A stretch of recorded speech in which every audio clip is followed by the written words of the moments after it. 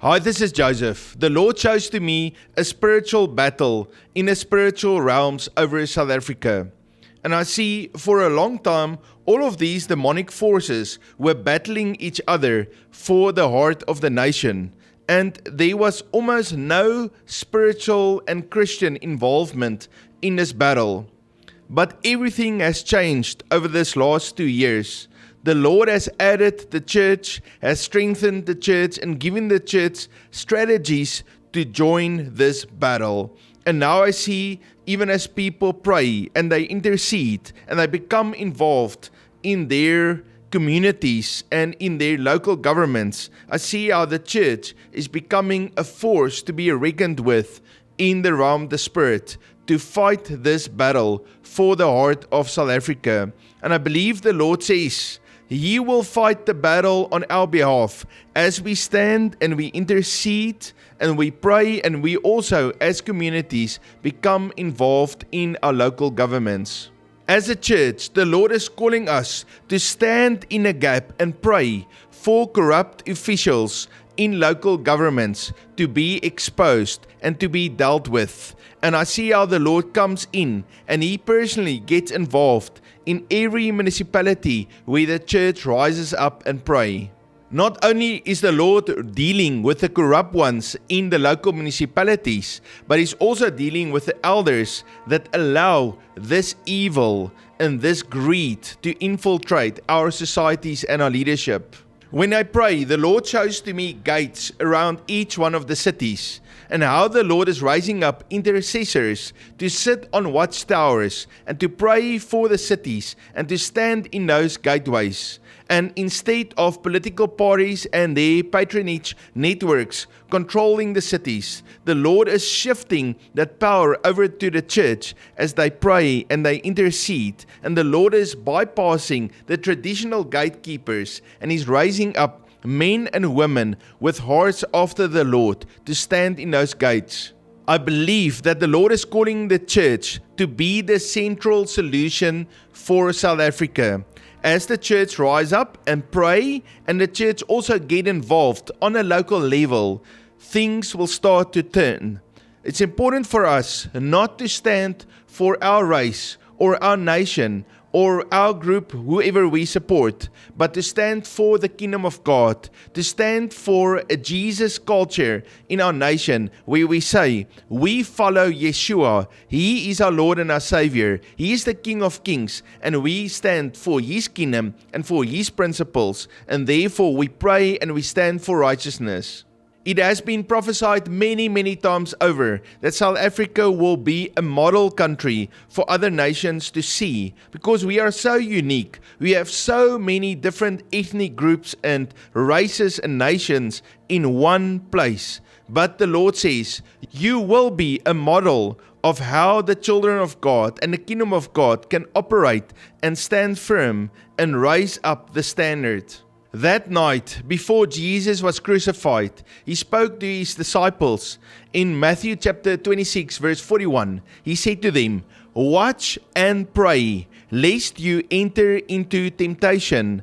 The spirit indeed is willing, but the flesh is weak. And I believe the Lord is speaking these very words to us as the church and the children of God in South Africa, just like Jesus spoke it that day to His disciples. He says to us, He wants us to watch and pray. You see, when you pray, you come before the Lord, before His throne, and you cry out to Him. You remind the Lord of His promises to us, and you rely to Him as the source of our provision. But then when you watch, you add action to your faith. Not only are you praying, but you are also taking physical action steps to get involved and be the solution. And that's what God is calling us to do. In the scripture, the Lord very clearly tells us He wants us to walk according to the Spirit and not according to the flesh. And so therefore, we have to deny ourselves and our own fleshly desires and that urge to gossip and to complain and speak negative words. The Lord wants us to come in line with what He says and speak His words of life. That's why Jesus said, the Spirit indeed is willing, but the flesh is weak. And so I pray for each one of you that you will have a turnaround in your heart, that you'll have a turnaround in your church and in your community, that you will rise up to pray for South Africa, for your local community, for your environment to change, for all corruption to be exposed. And then I pray that the Lord empowers you and your church so that you can get involved and bring transformation. The Lord is calling the church to be a light, to be a city on a hill, to be a lighthouse that shines its lights. Right now, it's clear to every person. On the one side, we sit with corruption, and the problem with corruption, it steals the money of the actual people in South Africa. And instead of getting good service delivery and living in a safe environment, we are in a country that are not properly serviced and is not safe. And so the Lord is calling us today to pray. I want to read you the scripture in Daniel chapter 2 verse 22. It says, He reveals deep and secret things. He knows what is in the darkness, and light dwells with Him. And so let's pray together. Father, we pray for the exposure of corruption. Lord, we desire as your children to live in South Africa with good service delivery. We desire to live in safety. We desire for an overflow of jobs and jobs opportunities and a growing economy in South Africa. Lord, you are all powerful and we put our trust in you. I speak prophetically today that the Lord God, Yahweh, the Almighty One, will deal with the corruption in South Africa and that righteousness will ultimately prevail. The Lord is speaking to us and He says, continue to pray and do not lose heart. Receive a fresh hope today that the Lord will turn things around. I also want us to pray for righteous leaders. With this upcoming local elections, it's important for us as churches to set time aside and to pray before the Lord, to cry out to Him that He will bring that change and transformation. The Lord is raising up men and women full of humility and integrity that will faithfully serve our nation. In Proverbs chapter 29 verse 2 we read, When the righteous are in authority, the people rejoice, but when a wicked man rules, the people groan. I am reminded of that time when Angus Buchan called thousands of people, thousands of men to stand together and to pray for South Africa. And today I believe that same call is going out to us. Let's come together and stand before the Lord and pray for the nation of South Africa, that He will raise up righteous leaders today. Father, we come before your throne. Lord, we glorify you. Lord, you are the answer for South Africa. Lord, you are raising up the church to be alongside you, the answer for South Africa.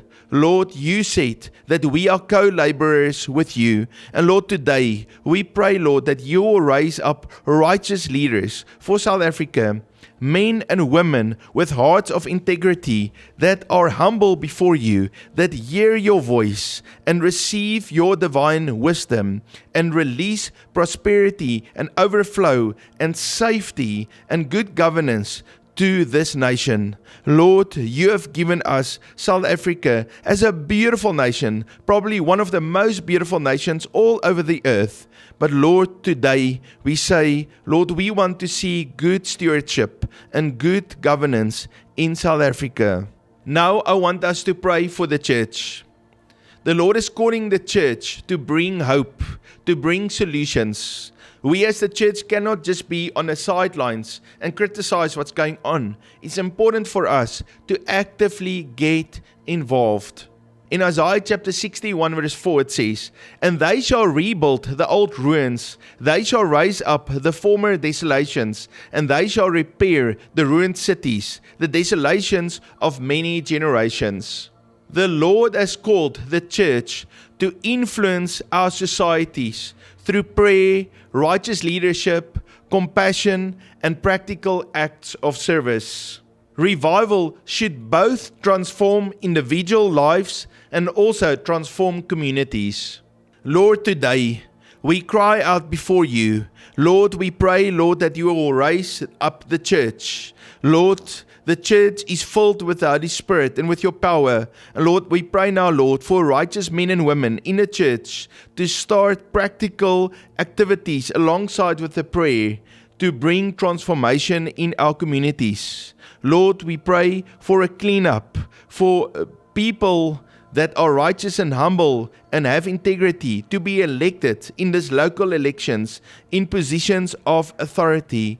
Lord, we pray, Lord, that all of that money and that funds that are stolen or are kept back for greed and evil reasons, Lord, we pray for that finances to be released in communities. Lord, for the hold of poverty to be broken and for our people in South Africa to rise up and to be taken care of. Lord, you said in your word that we can ask for our daily bread. And Lord, we ask for the daily bread of the people in South Africa. Lord, we pray, Lord, that you'll use your church to bring that transformation. The Lord is showing to me that He's pouring out revival, but that revival goes hand in hand with the unity that we have as children of God. And so the Lord blesses those that dwell together in unity. And He gave us a promise that in the last day He will pour out His Spirit on all flesh, and He will release His revival onto this earth. And so let's prophesy together. Let's pray together for unity in South Africa and for God's blessing to rest upon us. In Psalm 133, verse 1 and 3, we read, Behold, how good and how pleasant it is for brethren to dwell together in unity. For there the Lord commanded the blessing, life forevermore. Unity commands blessing. And so, Lord, today we stand before you as the church and as the people of South Africa. And Lord, it doesn't matter from what nation or from what race we are. Doesn't matter whether we are male or female, old or young, black or white, or any color in between. Lord, today we come before you, we humble ourselves and we say, Yeshua, you are our King, you are our Lord, and you are the only one that we will worship. And so today, Lord, we ask for unity to be brought in South Africa, unity among the churches, Lord, that we will love each other and want the best for each other and pray for blessing for every nation, for every ethnic group, for every language in South Africa. Lord, bring unity and blessing and prosperity in South Africa. As we unify and we repent before the Lord, we turn away from darkness and we turn to Yeshua, to Jesus, our Lord and our Savior. And we unify, we love each other. The Lord is opening up His good heavens and He's pouring out His blessing over every citizen of South Africa. The Lord loves you very, very much. His hand is upon you. He protects you. He provides for you in your every need. He is the Lord God, your healer. He sends His angels in front of you to protect you, and He provides for you in every one of your needs. The favor of God is upon you, and I pray that the Lord will strengthen you to stand and pray, to stand in the gap, to become that gatekeeper, that intercessor on the watchtower, that stand and pray. The Lord loves you so very much. God bless you.